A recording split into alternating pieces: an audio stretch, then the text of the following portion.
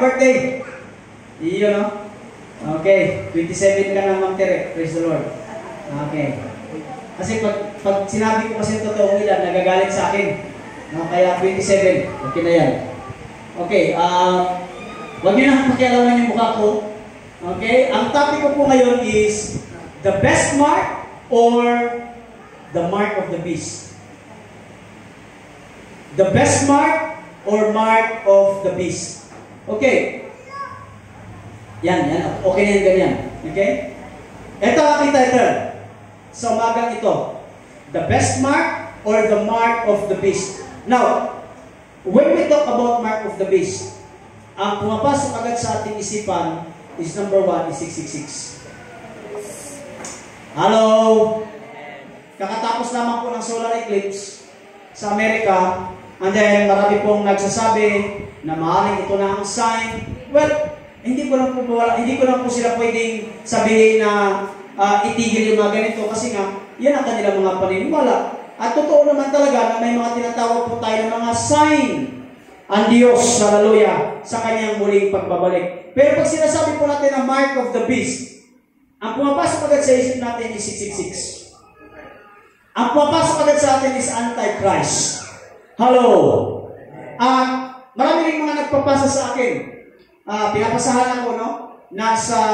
Sa Europa, nagsisimula na po yung tinatawag nila na implantation. So, nagkakaroon po ng pagbibigay, paglalagay ng mga chip, no? Na ito daw ay, yun nga, yung sinasabi sa Revelation, na ito ay pamamaraan, na ikaw ay para makabili lamang at hindi, nag-uumpisa na. Now, let me tell you guys, today, we need to understand na kung may mark of the beast, meron din po tayong the best mark.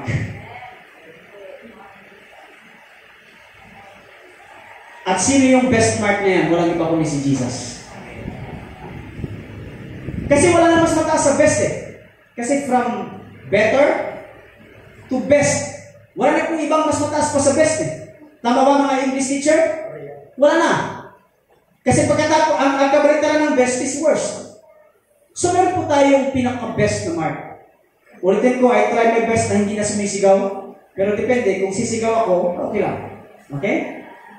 I try my best na to lower my voice. Ano?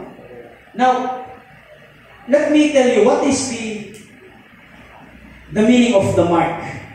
Sa ibang term ito, sa biblical term, ang ibang meaning ng mark is, number 1 is the seal, pangalawa is the stamp. So pag sinasabi natin mark, no? Sabihin natin mark of the beast, yung tatak ba? Mark of the beast, pwede pa itong ihalang tulad sa stamp. Kapag ikaw po mga kapatid ay yung papel, kailangan may stamp yan. No? Na nagpapatunay na ito ay legal. Maliban sa stamp, may tinatawag din po tayo what? Seal. Selyo. Kapag ikaw po ay notaryo, okay, kailangan po may tinatawag na dry seal. Okay, kailangan pong pagkatapos ng dry seal, pipirmahan pa yung attorney. Na ito nagpapatunay na ang papel na hawak mo ay legal. You can print everything, you can print everything. Pero kapag wala pong selyo, pag wala pong stamp, ito po ay illegal. Amen. So, nagiging legal, nagiging makabuluhan ang iyong papel kapag ito ay may selyo at may stamp. At higit sa lahat, may mark. Hello? Now, let me dito pala yung ano. Okay? What the origin of the mark, the seal, or the stamp? Saan ba nag-uumpisa? Saan nag-uumpisa ang tinatawag natin na selyo? Itong selyo na ito, marami pong natatakot, marami pong gustong, look at this. When you read Revelation, ano muna agad pumapasok sa isip? Ano agad pumapasok sa isip? Ang una agad pumapasok sa isip is what? Antichrist. End times. Ano agad pumapasok pag nagbabasa? Kaya nga maraming mga born again ayaw magbasa ng Revelation. Mark of the beast, 666. Nung nagkaroon ng pandemic, 666. Nung nagkaroon ng solar eclipse, 666. Ulitin ko, hindi ko po pwedeng bawiin at hindi ko po pwedeng atakihin yung mga nagpo-promote ng ganyan. Why? Because yun ang kanilang paniniwala. Pero alam niyo, may pinaka-the best na dapat natin paniwalaan. At hindi po ang marka ng beast, kundi po ang best na mark, kundi walang iba kundi ang ating Diyos. Can I hear amen? Now, saan po nagpanimula? Saan nag-umpisa ang tinatawag natin na selyo? Saan nag-umpisa ang tata? Saan nag-umpisa ang stamp? Saan ba ito nag-umpisa? Now, let's go back to the Passover. Ang Passover, dito po nagpasimula lahat ang tinatawag natin na marka. Pastor, ano po ang Passover? Okay, first, Passover in the Old Testament. Sapagkat sa Old Testament doon nag-umpisa ang Passover. Pastor, ano ang Passover? Sa Tagalog ay nilaktawan. Sabihin mo sa iyong katabi, nilaktawan. Nilaktawan. Ibig sabihin, Passover, nilaktawan. Merong exemption. Rinig ba ako dyan sa taas, Kuya Russell? Praise God. Now, in Old Testament, dito nag-umpisa ang tinatawag natin na Passover. Basahin natin. Exodus chapter 12. On that night, I will pass through the land of Egypt. By the way, God is talking to Moses. Ang Diyos nagsasalita kay Moses. Ang sabi, on that night, I will pass through the land of Egypt and strike down every firstborn son. Lahat daw ng panganay na nasa Ehipto, papatay ng Diyos. Hindi po lahat ng anak. Kundi lahat po ng panganay na anak ng mga Egyptian, papatay ng Diyos. Hindi lang yan. Firstborn male, animal in the land of Egypt. Look at the text. I will execute judgment against all the gods and goddesses of Egypt. Pastor, may mga Diyos-Diyosan pala ang mga taga-Ehipto, marami. Mamaya malalaman ninyo. 13. But the blood on your doorposts will serve as a sign marking the houses where you are staying. When I see the blood, oh my goodness.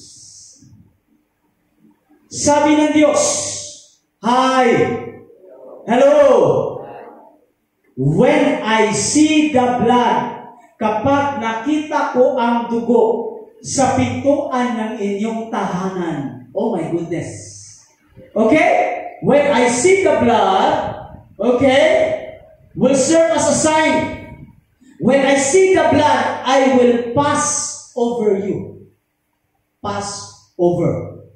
Kapag nakita ko, tagalogin natin, kapag nakita ko ang dugo na nandyan nakatatak, nakastamp, nakapahid sa pintuan ng inyong tahanan, anong gagawin? Lalaktawan. Sabihin mo sa iyong katabi, lalaktawan. Oh my goodness. This plague of death, itong salot ng kamatayan, will not touch you when I strike the land of Egypt. Para pa kayo mga Diyos. Pwede ba tayong imuka at manalangin? Panginoon, sa oras na ito, magpaalaala sa amin ang iyong mga salita.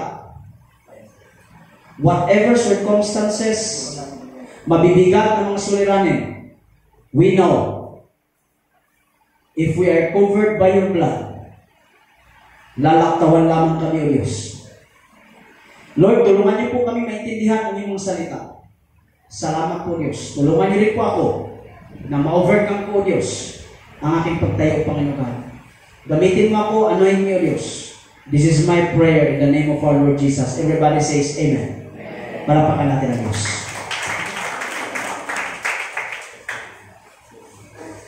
Balikan natin. I will execute judgment judgment against all the gods.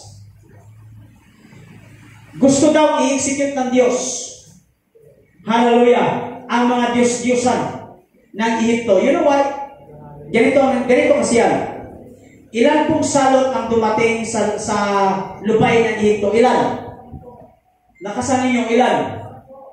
Parang isa lang ang sumasagot. Ilang salot? 10. Itong 10 po na salot na ito, believe it or not, it represents the gods and the goddesses of Egypt. Here we go. Number 1 na salot. I know meron kayo, nakikita nyo sa picture. Ang unang salot na ipinadala. By the way, before ang salot na yan, ganito yan. Sa mga hindi po nagbabasa ng salita ng Panginoon, ganito yan. Ang Diyos ay natusan si Moses na kunin ang 600 na mga kalalakihan sa Ehipto. Kalalakihan kasi yung nakalagay sa census. 600,000. Kung isama mo ang babae, ang asawa at ang mga anak, ay nasa 2 million na po ito. Okay? So imagine mo, inutusan ng Panginoon si Moses na kunin ang 2 milyon mahigit na mga Israelita mula po sa slavery sa Ehipto. Amen? Because that time, ang Egypt ay sinasakop nila ang mga Israelites na nandoon nakatira sa Ehipto. Buhay pa ba lahat? Dahil lang matigas ang Parao, sabi ng Parao, hindi ko bibitawan ang mga taga-Israelite kasi mga alipin natin sila. Sila ang tagagawa sa atin ng ating mga bahay. Mga alipin natin sila. Hindi natin sila pwedeng pakawalan. Anong sabi ng Diyos? Sige, magpakawala po ako ng mga salot. At yung salot na yun is equivalent sa Diyos-Diyosan nila. Number 1 na salot ay ang salot po ng ang tubig sa Nile ay naging parang dugo. The water of the Nile was turned to blood. It represents the gods happy. Ang pangalan po ng kanilang Diyos-Diyosan na nakatira sa ilog na Nile is happy. Everybody say with me, happy. Masaya. No? Siya ang Diyos na nagpapabaha. Si Osiris, dalawa yan. The Nile River was his bloodstream. No? Ang sabi ng mga Parao, ang sabi ng Parao, ay, kaya namin yan. Nagpatawag mga kapatid ng mga magician, ang Parao. Kaya yung dugo sa Nile naging normal. Sabi ng Parao, ay, wala pala yung ano nyo eh. Wala pala yung Diyos ninyo eh. Yung kaya ng Diyos mo, kaya din ng Diyos ko. O, nagpadala ulit ng pangalawang salot ng Diyos. Anong pangalawang salot? Frogs. Mga baki. O, mga palaka. Kasi meron silang Diyos-Diyosan na palaka. Ang pangalan po ay si Heket. Heket. Tapikin mo katabi mo, sabihin mo, Heket.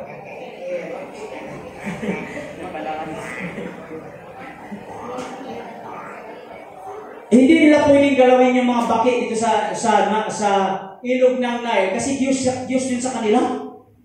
Hikit. Okay?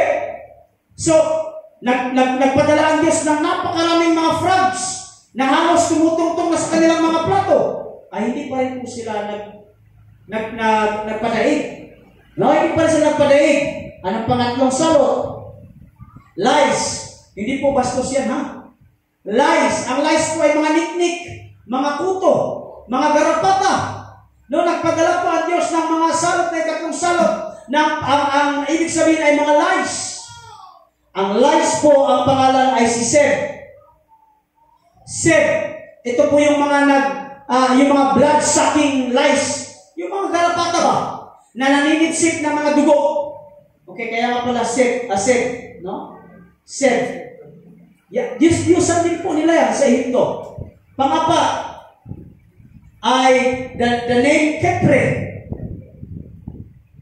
Kepre. kuya-kuyari ang mga pangalan nila, no? Kipre. Sa atin, Kapre lang eh. Oh. Sa kanila may Kipre. Ang Kipre is the gods of what? Flies. Langaw. Tingnan mo, pati palang langaw, Diyos-Diyosan doon sa Egypto. Pastilan ng mga Diyos. Sa atin, pinapatay lang eh. Sa atin, pambihirang pinipitik lang. Sa kanila, Diyos-Diyosan na. Next.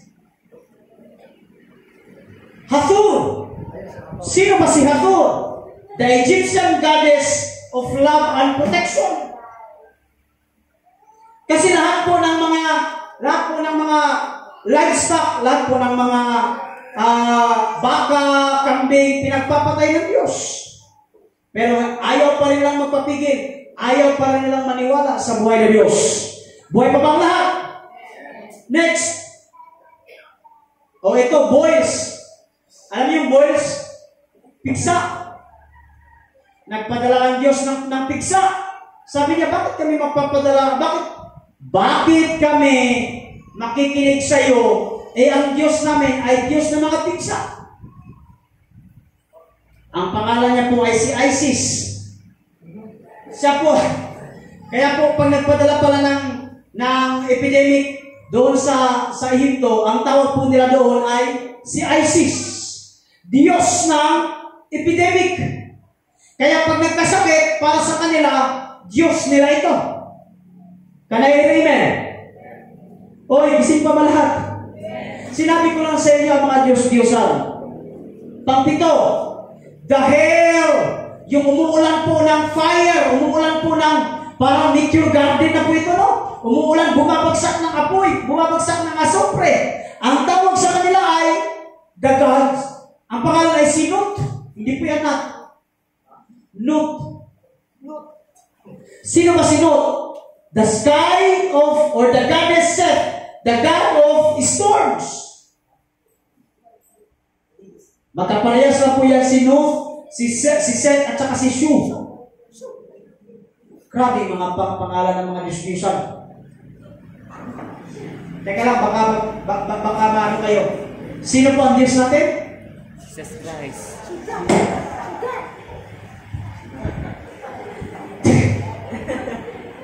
Nagbabanggit ako ng mga Diyos-Diyosan dito, hindi nyo. Sino po ang Diyos natin? Jesus Christ. Sino po ang Diyos natin? Lakasan po yun, sino po ang Diyos natin? Baka may magsabi kayo, sinut. Nutin ko talaga pagbubuka ninyo. Okay? Next, number 8. The God of locust. Mga balang, nagpadala ang Diyos ng mga balang. At sabi nila, bakit kami maniniwala? May Diyos din kami sa balang. Ang pangalan niya mga kapatid ay si Iris. Siris. Bakit ba Iris? Si Siris. Okay? Bakit kami magpapadaig sa salot na yan? Meron kaming Diyos na si Siris. 9. Ang pangsyam na Diyos, ito talaga ang Diyos na mga ito. Ang tawag po ay si the God of Sun. His name is si Ra. The God of Sun. Ito yung sinasamba, hallelujah, ng mga Ehipto. No? Nagkaroon po ng kadiliman. Nagkaroon po ng kadiliman sa 3 araw. Walang araw. Sabi nila, hindi po kami mag-aabala. Bakit kamo?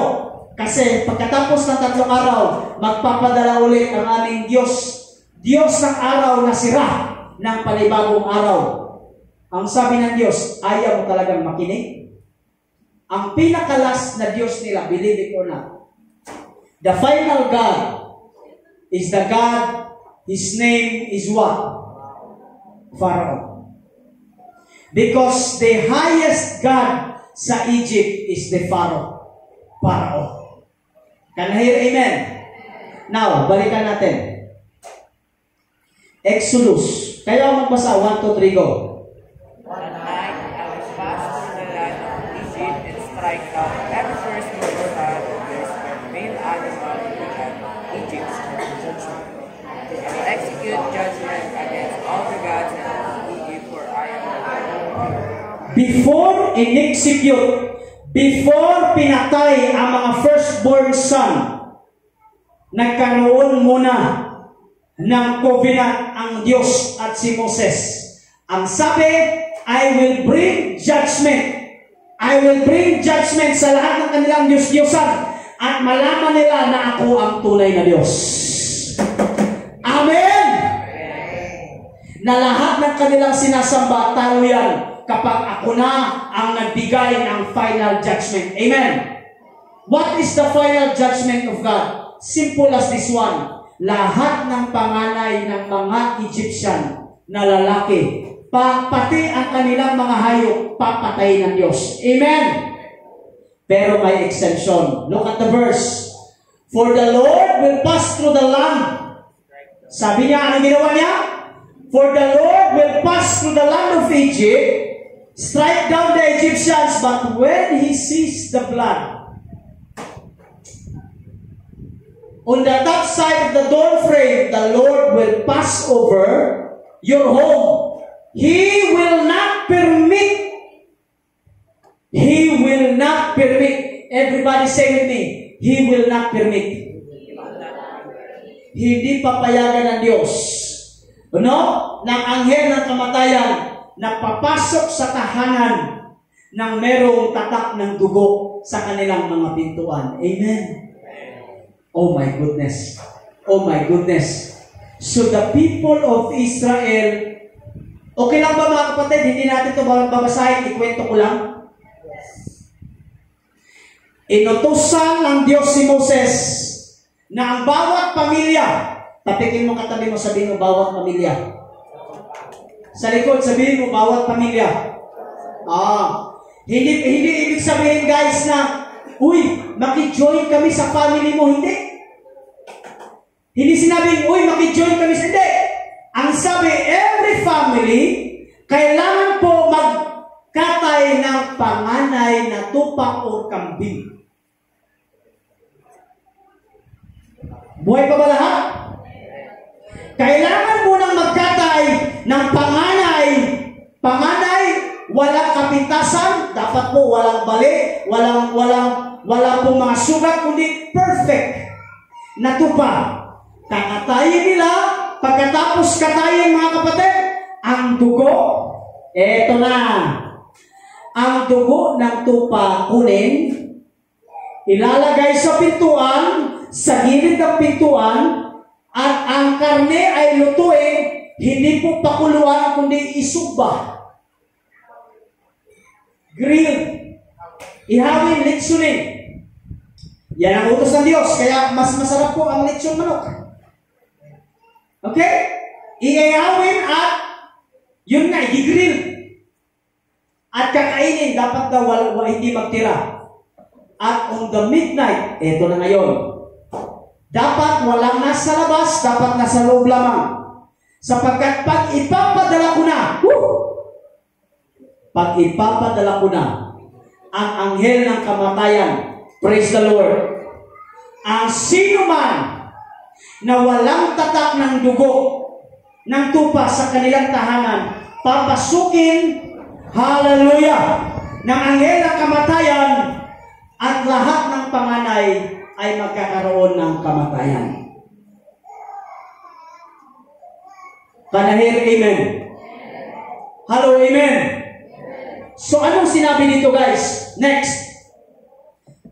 Pag dumating ang panahon na nag-strike na ang anghel ng kamatayan, lahat ng panganay namatay. Pero yung mga nasa loob ng tahanan na may pulang marka, hindi kailanman at walang nabawas sa kanila. Amen? Look at the verse. Pharaoh and all his officials and all the people of Egypt woke during the night and loud wailing. Grabe ang pagtangis. Grabe ang pag-iyak. Was heard throughout the land of Egypt. There was not a single house where someone had not died. Sa mga bahay ng Egyptian, lahat ng panganay nilang anak patay. Sino ang panganay dito? Itaas ang kamay. Patay. Panganay? Patay. Patay lang. Masaktan na. No, salamat ka no, Joshua. Salamat ka. Dahil sa iyong pagiging panganay, may tatakan ng dugo ni Kristo. Amen? Lahat ng panganay, patay. Pharaoh sent for Moses and Aaron during the night, get out. Ano sabi ni Pharaoh? Wala na, talo na ako. Hindi ko na kaya pang buhayin yung aking panganay.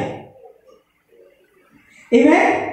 Hindi ko na kaya pang buhayin ang panganay. Ano sabi ng Pharaoh? Layas na. Talo na ako, get out. Umalis na kayo. Kunin mo na lahat ng mga Israelita. Get out. Amen. Now, leave my people and take the rest of the Israelites with you. Go and worship the Lord as you have requested. Palakpakan natin ang Diyos. That is the Passover in the Old Testament.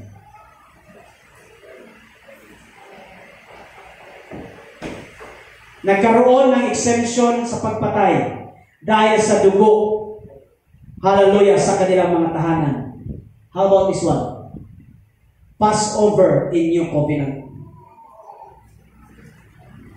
Nung dumating si Kristo, He is the Passover Lamb.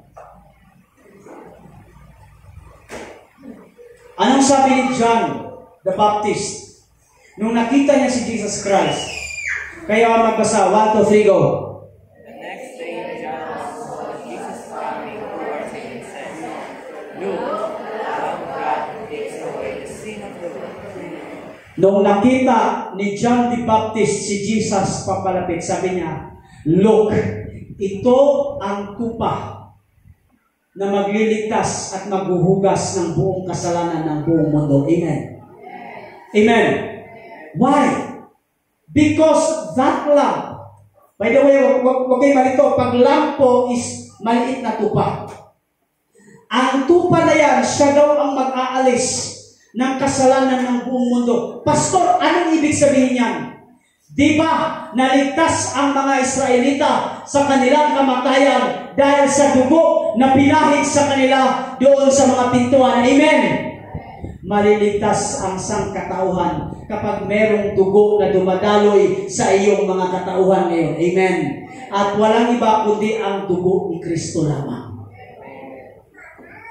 Palakpakan niyo ang Diyos.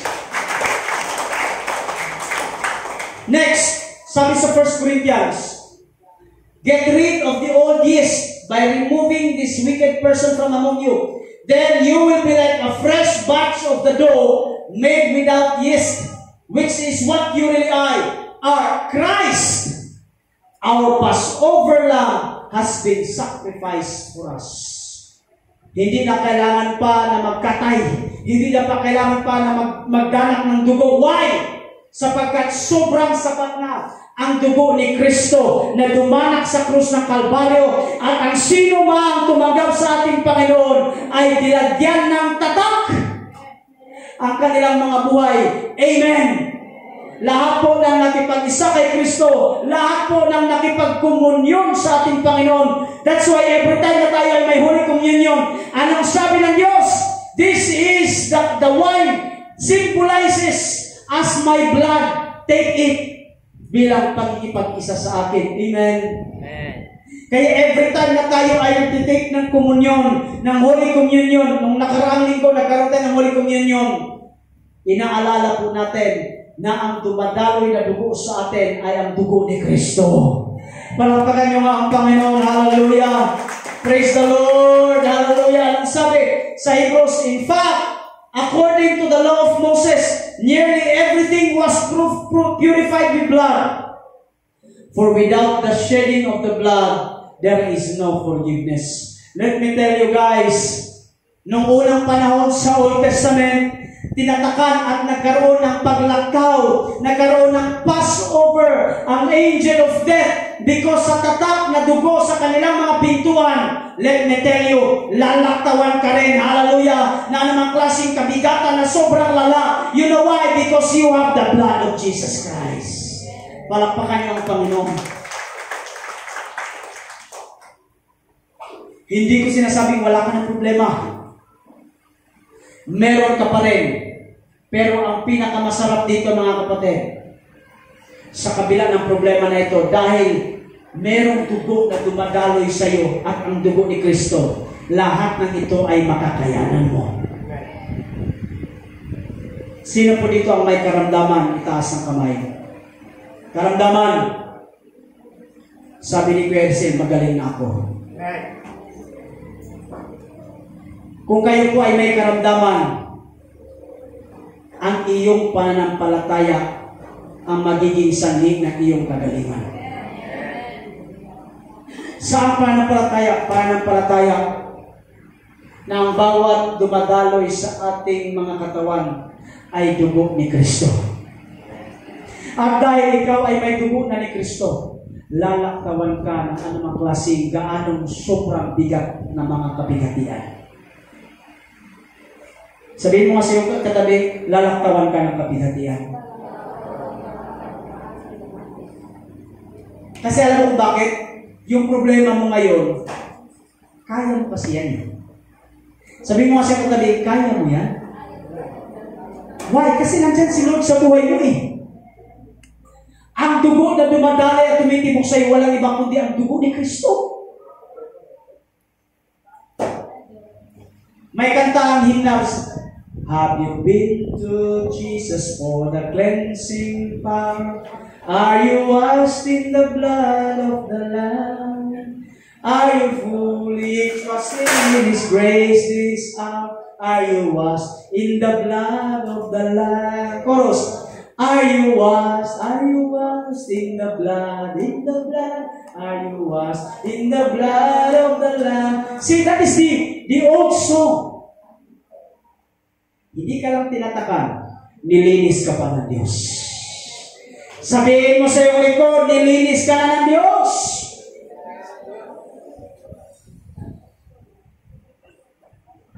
Walang maduming kasalanan na hindi kayang linisin. Alam niyo?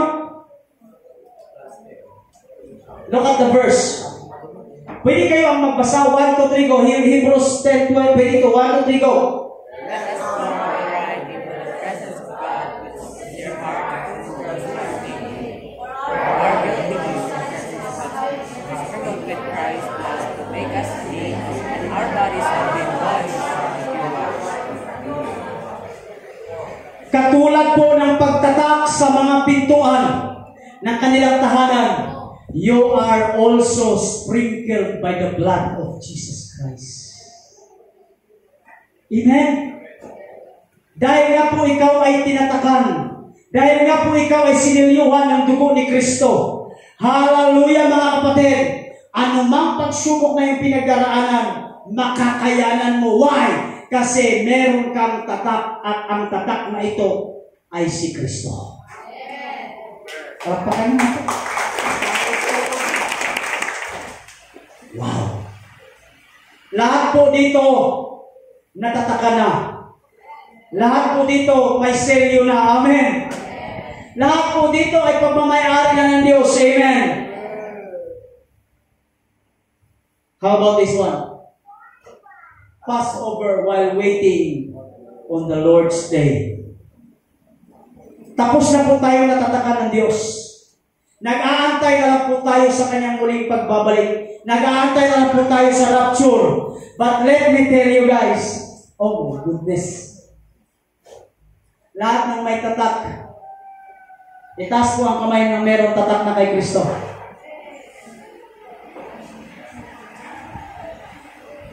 Lahat po ng may tatak, ang lahat po ng may tatak kay Kristo, lahat po makakasama yan sa rapture. Papakan niyo ang Diyos. Alam niyo, when we talk about revelation, pumapasok agad sa ating mga puso, sa ating mga mind. Ayaw kong magbasa ng Revelation. Why? 666, mark of the beast. But let me tell you guys, ano ulit yung mark? Seal at saka stamp. Let me tell you, Ang Yawa, gusto niyang tatakan ang Kanya. Gusto niyang tatakan ang para sa Kanya. Para walang makakaagaw sa Kanya. And let me tell you, ngayon pa lang sasabihin ko na sa inyo, huwag kayong matakot sa tatak na 666. Kasi una na kayong tinatakan ng HS. Sino yung HS na yan? The Holy Spirit. Kung ikaw, sino po ang mga legal expert dito? Ako hindi ako moral legal expert. Pero I know na kapag ang isang papel may selyo na, may dry seal na, hindi na ito panibagong lagyan ng panibagong selyo. Hindi na pwede. Because one single seal is legal. Kapag nagselyo ka ng panibago, jeopardy na po ito. Ano tawag ko yung Arise? Tampered na. Magaling si Kuya Arise. Tampering. May selyo ka na, siselyuhan ka pa ng panibago, ang tawag dyan ay tampering. Now, paano ka siselyuhan ng mark of the beast kung ikaw ay una ng sinelyuhan ng banal na spirito? Amen? Problema sa atin, takot tayo. Lagi na lang takot, hala may 666 na. Alam nyo? Alam nyo guys? Sorry ha, maghingi ako ng sorry sa inyo. Pero bakit? Hindi ako nangangamba. Pag may giyera sa South China Sea, pag may giyera sa Ukraine, pag may giyera sa Israel, at sa buong mundo, may lindol, may solar eclipse, may tsunami, hindi ako natatakot. Why? Kasi ang aking pag-asa ay wala sa mga bagay-bagay sa mundo. Ang aking pag-asa ay nasa tatak. Walang iba ang tatak ng banal na Espiritu.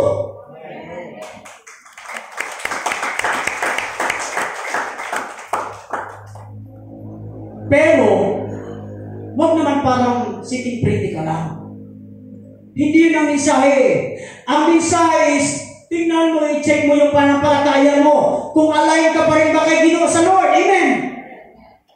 Baka nga naman ikaw ay nabubuhay sa i-align mo ang iyong sarili.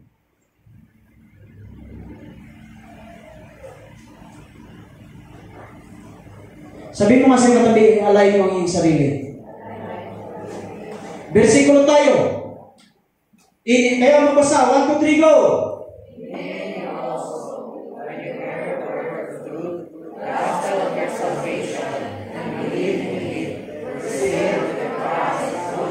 Tuloy.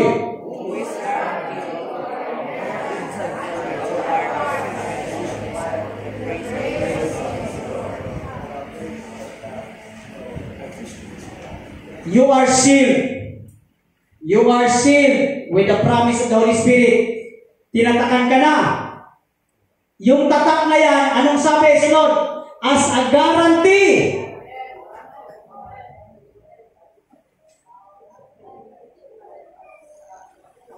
Yung tatak na yan, garantisado. Garantisado. Ano sunod? Of our inheritance. Until we acquire possession. Makukuha natin ito kapag tayo ay nasa langit na.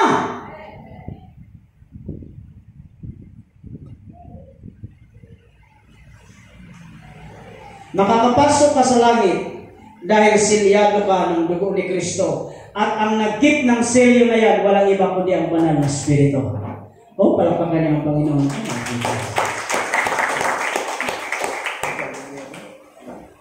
Kaya magbasa, 1, 2, 3, go!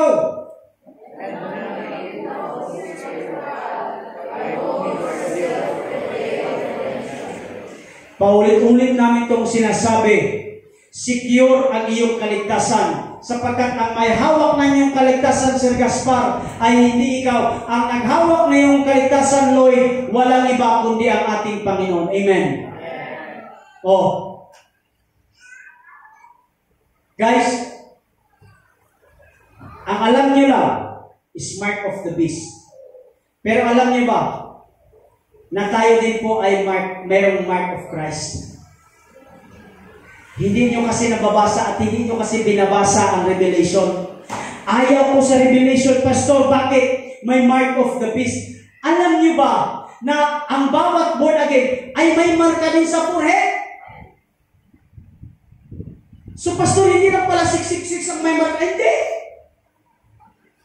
Ang may marka dito, mga kapatid, kapag ikaw ay born again, may mark of Christ ka. Amen. Look at the text.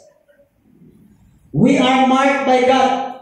Revelation 3:7-3. Kayo magbasa. 1, 2, 3, go! Then I saw some other angel ascending from the seal of the living God, and he called with a loud voice to the four angels who had been given power to harm the earth and the sea, saying, "Do not harm the earth or the sea or the beast, and we have sealed the servants of our God." Palakpakan mo, Diyos.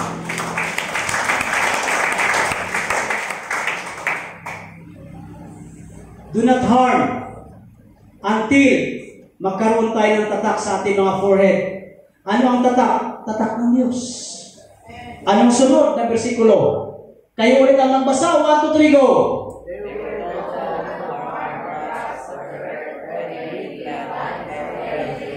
But only those people who do not possess God are of their God. So may selyo ng Diyos sa kanilang mga noo. Amen.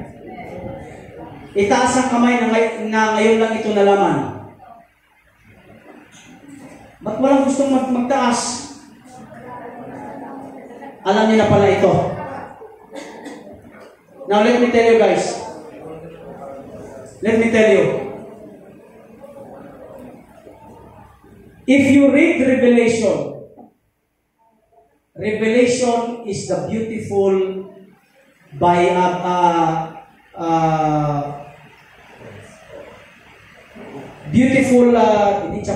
book of the Bible. Maraming born again na ayaw magbasa. Why? Takot sila. But, kausapin ko kayo heart to heart. Heart to heart. Makinig kayo sa akin. Revelation or the end times is not about ang paghahari ni Satanas. Ang end times ay ang paghahari ng Diyos. Amen. Ang end times ay hindi po ang tatak na 666. Ang end times po ay ang marka at selyo ng banal na Espiritu. Can I hear amen? At ang end times po ay hindi po it's all about Antichrist. The end times is all about Jesus Christ. And the end times po ay hindi po pagkagunaw ng mundo. Ang end times po is ang pagkakaroon ng bagong lupa at bagong langit. Amen. At higit sa lahat, kapag dumating man ang end times, sa lahat ng may selyo ng dugo ni Kristo, lalaktawan tayo ng Panginoon. Why? Kasi ang lahat ng lalaktawan, isasama ng Diyos sa kanyang kaharian. Pagpakan naman.